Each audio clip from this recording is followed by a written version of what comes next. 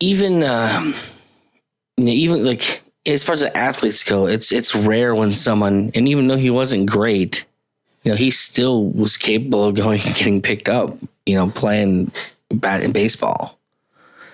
Granted, he wasn't Reggie, but that's who can be. Yeah, who can be. He's definitely the Reggie. Oh, Reggie Jackson's who you're talking about, the Mr. October. But where the conversation is going there, we were talking about how part of what made him great was he's on these teams, and not only was he great and he exceptional, but he made the guys around him exceptional. Like just being around other people of that caliber pushes you. And I shared a story about how when I used to run cross country in high school, I was the fastest guy in my county by a long stretch. And so the only time I ever saw competition and people that it could actually beat me was when we're doing the big 2,000 guy meets, and I'm running against guys from have 2 states away. And man, how did I loved those meets, because I wouldn't necessarily do amazing. I'm like I said, I think I was like top 5 in states and stuff like that. But there were people faster than me. But the beauty of people faster than me meant when I ran, I got to run against somebody, and I got to push myself, and I get to see more of what I was capable of because there are people better than me out there. And how good could I have been if one of those people had been in my county and I had to run meets against them throughout the year? Like where every week I'm being forced to push myself harder.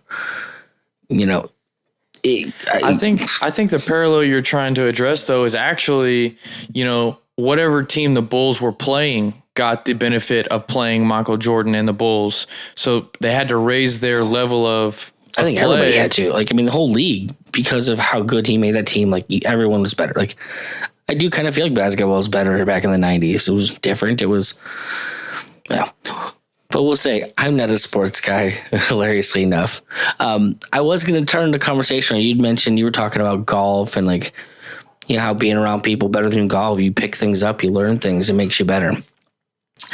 But an interesting parallel that I was going to draw was that for kids, there is this guy who most of us look up to. And in a lot of ways, how your dad is and how he talks about himself and how he portrays himself, the stories he tells, it does kind of put up someone for you to compete with and someone for you to push yourself against in a lot of ways. And I know certainly in my upbringing, there was definitely a certain healthy competition for can I be better than dad in this, or can I, now the first thing I will have to reconcile is the fact that my dad and I are very different people. And so, my dad was, he played sports and was good at sports. I played sports and was other than running cross country for the end of my career, was not very good at sports. My dad was he was voted class flirt as a superlative when he was in high school. I was voted most unique. So I was the weird kid, basically. But there's always a certain amount of comparative, this. Am I living up to the expectations that people have from me because of who my father is?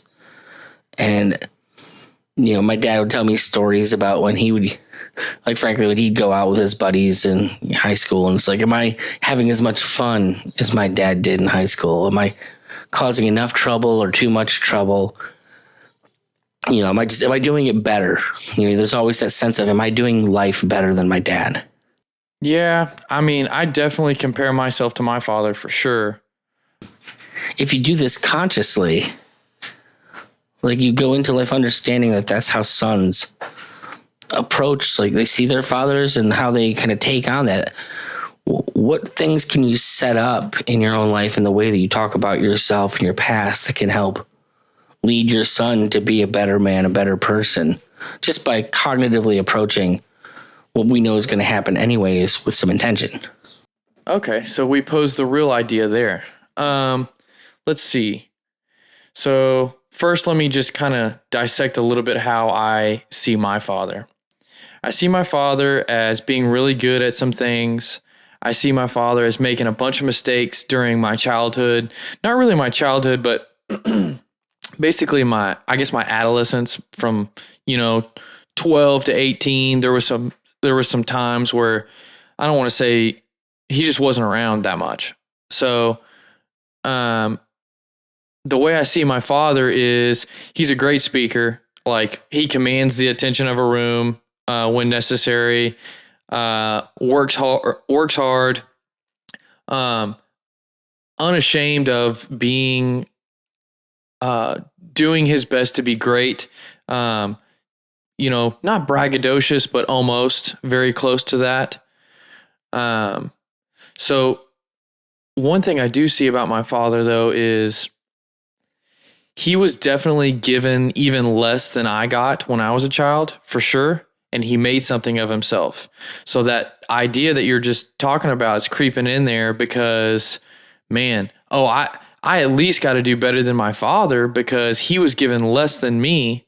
Therefore, it would be a waste of potential, a waste of resources, a waste of time and effort that I received. It would be a waste. And I would definitely have a problem with that. I mean, I can't allow that to happen. So yeah. How would my son compare himself to me, and what could we do to, use that to his advantage throughout life? So like we're we're thinking of ourselves all as Michael Jordan, and our family is, the 90s Bulls. We're trying to make everybody in this family better by being the best that we can be for the family. And that is the closest that you'll ever get to a sports analogy out of me, folks.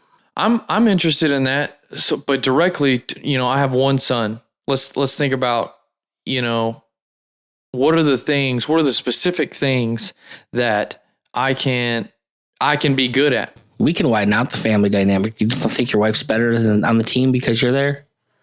Do you think that there's another husband that's going to make her better? Well, I will take ownership. I know I make my wife better, and she makes me better too. So I try. Sometimes I definitely fail. Golly, sometimes I fail. But I don't know. I think I make her better by maybe even objecting to some of her ideas and thoughts and perspectives, just like she does for me. So I think that's how, that dynamic works. Sharpening the sword, if nothing else. I think you can do better. I think you got more in you. But for my son, I think, I think right now it's about routine and discipline. He's only 2.5 years old, so we're still, not to the stage where we're learning anything intricate. We're not learning to, do algebra or anything like that.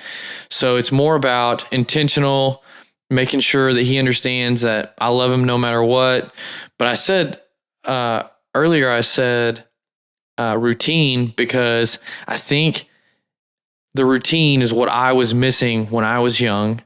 And I think that it's such a good thing to have. I mean, it's just one of those things that if you go to bed at the same time every night and you wake up at the same time every day, it almost gives your body the opportunity to regulate the day subconsciously a little bit easier. It's almost like, oh, I know it's 5:30 a.m. I know I'm getting up.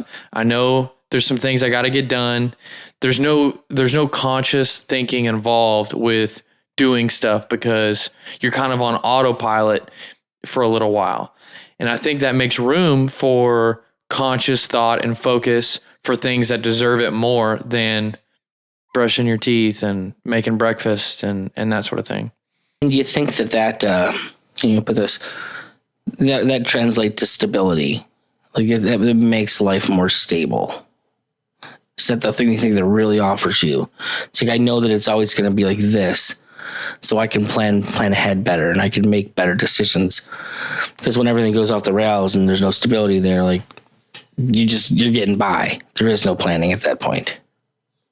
I'd say that's probably why people stay impoverished more than anything, is because time preference. They can't think past a week, 2 weeks, a month ahead, because they got to worry about surviving, worry about eating. Where are they going to get their food? Where are they going to get their water? How are they going to pay that rent? You know, when you have to think that way, it makes it hard to think about what can I do in 5 years. Near impossible, from what Jordan Peterson says. You know, they basically can't do it. Well, I mean, have you ever gotten into like any of the study on IQs? I hate to bring it up, but like one of the things they find is like if you're like have a deficit of calories like for like a long enough period of time, your IQ drops. Period. Now, that's not a permanent thing. Like if you start getting nutrition and your IQ goes up, but the bottom line is if you're hungry all the time, you can't make as good of decisions because you're more concerned with how you're going to feed yourself than anything else in the world. Nothing else competes against that. Like it is a core of your being driving you to survive thought, and you will not be able to put cognitive process to anything other than that until that is solved. Makes sense. I mean, if you're hungry, you know, that's life or death, you know? If we're still going to use this as an episode, why don't you do a turnaround and call us into the episode?